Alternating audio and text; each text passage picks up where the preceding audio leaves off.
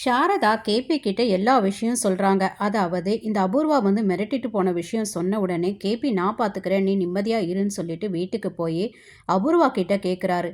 நீ என்ன பண்ணிக்கிட்டு இருக்க? என் வாழ்க்கை கெடுத்தது மட்டும் இல்லாம என் பையன் வாழ்க்கையும் கெடுக்கணும்னு நினைக்கிறியா? அதுக்கு நான் விட மாட்டேன். உனக்கு எப்பவுமே கை கட்டி இருக்கணுமா? இதுதான் உன் ஆசையா? அப்படின்னு கேட்க, அதுக்கு அபூர்வா, உனக்கு ரோஷம் இருந்துச்சுன்னா வெளில போய் வாழ வேண்டியது தானே, எதுக்கு இந்த வீட்லயே இருக்க அப்படின்னு கேட்க, உடனே கேபியோ, என்ன வெளில போக முடியாத அளவுக்கு கூட நீ செய்யறியே, இங்கேயே உனக்கு கை கட்டி நிற்கணுன்றதுக்கு தானே உன்னோட ஆசை அப்படின்னு கேட்க, ஓ, இவ்வளோ கோவப்படுறதுக்கு காரணம் சாரதாவா? சொன்னாளா எல்லாமே அப்படின்னு அபூர்வா கேட்க, ஆமா, நீ மிரட்டினதை கூட சொன்னா அப்படின்னு சொல்ல, அவ காலை பிடிச்சு 100 முறை கேட்டேன். என் பொண்ணுக்கு ககனை கட்டி கொடுன்னு கேட்டேன். முடியாதுன்னு சொல்லிட்டா. பூமி தான் அவ மருமகளா வரணும்னு அவ ஆசைப்படுறா. அவ பூமியை மருமகளா ஆக்கிக்க விட்டுருவேனா என்ன? என்னோட சேலஞ்சில் நான் ஜெயிப்பேன் அப்படின்னு சொல்ல, உடனே கேபி, என் மகன் லைஃப்பை காப்பாத்துறதுக்காக நான் என்ன வேணாலும் செய்வேன், அதுக்காக நான் போராடுவேன்னு சொல்லிட்டு ரொம்ப கோபத்தோட போறாரு. உன்னால ஜெயிக்க முடியாது கேபி, உன்னை என் கால் அடியில போட்டு மிதிச்சுட்டே இருப்பேன், அதை பார்த்து நீ அழுதுகிட்டே இருக்கணும். இன்னைக்கு பூமியை வீட்டிலேருந்து வெளியில் அனுப்புவேன், அதுக்கு எல்லா ஏற்பாடுகளையும் நான் பண்ணிட்டேன். உனக்கு தைரியம் இருந்தா அதை தடுத்து நிறுத்து, அப்போ உன் மேலே எனக்கு கொஞ்சமாவது நம்பிக்கை வரும்.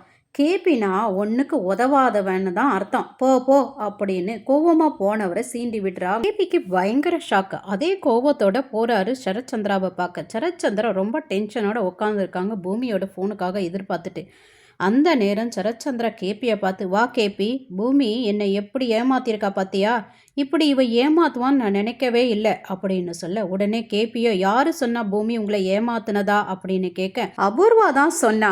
ஓ அப்படியா, சரி, மற்றவங்க யாராவது பூமி மேலே இந்த மாதிரி குற்றச்சாட்டு வச்சுருந்தா நீங்கள் என்ன பண்ணியிருப்பீங்க அப்படின்னு கேட்க, மற்றவங்க யாராவது சொல்லியிருந்தா நான் நம்பி இருக்க மாட்டேன், அது தீர விசாரிச்சிருப்பேன் அப்படின்னு சரத்சந்திரா சொல்ல, ஓ அப்போது நீங்கள் அபூர்வா சொன்ன உடனே குருட்டுத்தனமாக நம்பிட்டீங்க. மச்சான், உங்களை எல்லாம் வெளியில் பெரிய மனுஷன் சொல்கிறாங்க, அது எல்லாமே போய். ஏன்னா அபூர்வா ஆட்டி படைக்கிற ஒரு பொம்மையாக தான் நீங்கள் இருக்கீங்க. சோபா சந்திர தங்கச்சி ஃபயர் ஆக்சிடென்ட்ல தான் இறந்துட்டாங்கன்னு அபூர்வா சொன்ன உடனே கண்மூடித்தனமாக நம்பிட்டீங்க, அது தீர விசாரிச்சிங்களா? இல்லை இல்லையா?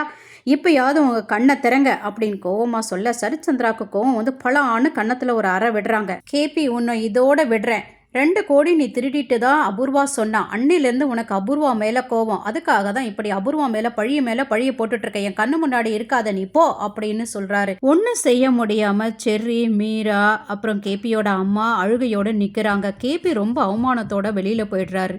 தான் தங்கச்சி புருஷன்னு கூட பார்க்காம கேவலமாக நடந்துக்கிறாரு சரத்சந்திரா. பாவம், இந்த கேபி எவ்வளோ அவமானம் தான் தாங்கிப்பாரோ தெரியல. ஹாஸ்பிட்டல்லேருந்து வந்த ககன் பூமியை பார்த்து இப்போ எல்லாமே ஓகேவா அப்படின்னு கேட்க, ஓகே நல்லா இருக்கேன் அப்படின்னு சொல்கிறா. சரி, இது எல்லாமே லேப்டாப்பில் ஃபீட்ஸை ஏற்கனவே நான் பண்ணி வச்சுருக்கேன்னு சொல்லிட்டு ஒரு ஃபைலை கொடுக்குறாரு.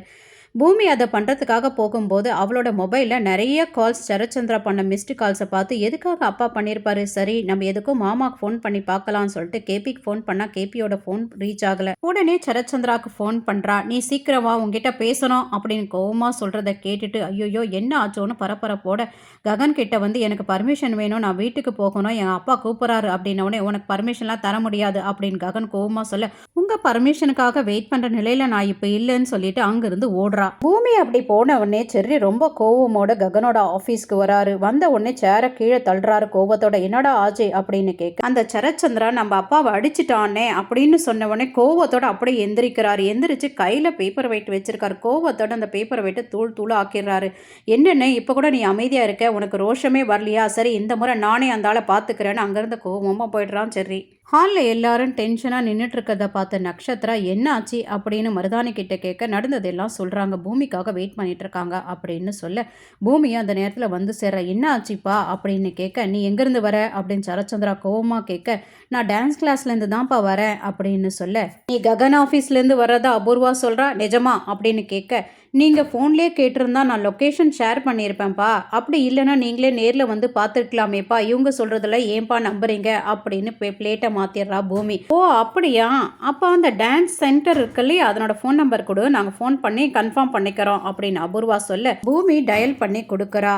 சரத்சந்திரா கன்ஃபார்ம் பண்ணிக்கிறாரு அந்த மேனேஜர் கிட்ட. மேனேஜரும் ஆமாம் இப்போ தான் அவங்க வந்து போனாங்க, அவங்க அப்பா ஏதோ கால் பண்ணாரு, அதனால் அர்ஜென்ட்டாக போகிறேன்னு சொல்லிட்டு போயிட்டாங்க அப்படின்னு சொல்ல அபூர்வாவுக்கு ஷாக்கு மேலே ஷாக். ககன் டான்ஸ் ஸ்கூலில் ரெக்கமெண்ட் பண்ணி உனக்கு ஃப்ரீயாக இருக்கும்போதெல்லாம் அங்கே போய் ஃப்ரீயாக டான்ஸ் சொல்லி கொடு, அப்போ தான் உங்கள் வீட்டில் உன் மேலே சந்தேகம் வராது அப்படின்னு ஒரு முறை சொல்லியிருப்பாரு. அவன் ஆட்டோவில் வரும்போதே அந்த டான்ஸ் மேனேஜர் கிட்ட பேசி இந்த மாதிரி நான் போயிட்டுருக்கேன், எதனா பிரச்சனை இருந்தால் எனக்கு நீங்கள் ஹெல்ப் பண்ணுங்க அப்படின்னு கேட்டுக்கிறா. அபூர்வாவால் நிரூபிக்க முடியாமல் திணறாங்க. இங்கே பாரு அபூர்வா, இதுதான் உனக்கு லாஸ்ட் வார்னிங், இனிமே இது மாதிரி எல்லாம் பண்ணேன்னு வச்சுக்கோ, என்னோட பாதி சொத்து பூமிக்கு எழுதி வச்சிருவேன். ஆமா நான் உங்களுக்கு ப்ரூவ் பண்றேன் பாருங்கன்னு சொல்லிட்டு இங்க பாடின்னு சொல்லிட்டு பூமியோட கையை பிடிச்சிட்டு வந்து சரத்சந்திரா தலைமையில வச்சு இப்ப சொல்லிடு, நீ சொன்னதெல்லாம் உண்மையான்னு இப்ப சொல்லு அப்படின்னு சொல்ல பூமியோ தயங்கரா. பூமி தயங்கறத பார்த்து பாத்தீங்களா, இவ சொல்ல மாட்டா, ஏன்னா இவளும் ககனும் சேர்ந்து போடுற நாடகம் அம்மா இது, உன்னை காலி பண்ணுறதுக்காக ககன் இங்கே இவளை அனுப்பியிருக்கான் அப்படின்னு சொல்ல, இல்லை இந்த மாதிரி பொய்யெல்லாம் நீ என் மேலே போடாதீங்க அப்படின்னு பூமி கெஞ்சரா.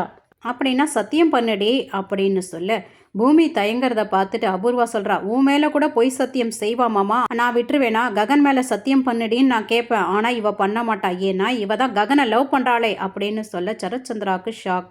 அதே நேரம் செர்ரி வீட்டுக்குள்ள வராரு. நிஜம் இல்லையாடி, நீ ககனை லவ் பண்றது உண்மைதானே அப்படின்னு அபூர்வா அதட்டி கேட்க, உண்மைதான், நான் என் உயிரை விட மேலா நான் அவரை லவ் பண்றேன் அப்படின்னு பூமி சொல்றத கேட்டு சரத்சந்திரா ஆடி போயிடுறாரு. செர்ரிக்கோ மனசு உடைஞ்சு போகுது. என் நம்பிக்கையே சிதைச்சிட்டியம்மா, சொந்த மகளை விட உன்னை அதிகமா லவ் பண்ணனே, மோசம் செஞ்சிட்டியம்மா.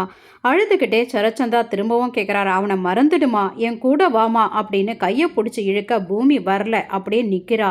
பூமி வராததை பார்த்து ரொம்ப கோவமாயிடுது சரத்சந்திராக்கு. தலையை வேற ஆட்டுறா, நான் வரமாட்டேன்னு சொல்லிட்டு. சரத்சந்திரா கேட்குறாரு, உனக்கு நான் வேணுமா அந்த ககன் வேணுமா அப்படின்னு கேட்க, எனக்கு நீங்க 2 பேருமே வேணும் அப்படின்னு பூமி சொல்ல, இந்த சப்பை கட்டுற வேலைலாம் வேண்டாம் வா அப்படின்னு சொல்லிட்டு பூமியை கழுத்தை பிடிச்சி வெளியில தள்ளிடுறாரு சரத்சந்திரா. இப்படி எதுவும் நடந்துடக்கூடாதுன்னு தான் கேபி ரொம்ப கோவமா வெளியில போனாலும் திரும்ப வீட்டுக்குள்ள வராரு. இது எல்லாமே நடந்து முடிஞ்சிருது கேபி வரத்துக்குள்ள.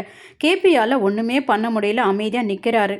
அப்பாடா இந்த பூமி தொல்லை இனி முடிஞ்சது, இனிமே இந்த வீட்டுக்குள்ள இவ கால் எடுத்து வைக்க மாட்டா அப்படின்னு ரொம்ப சந்தோஷத்தோட இதெல்லாம் வேடிக்கை பார்த்து நின்றுட்டு இருக்காங்க அபூர்வா. இதோட இந்த எபிசோடு முடிச்சிருக்காங்க. தேங்க்யூ ஃபார் வாட்சிங்.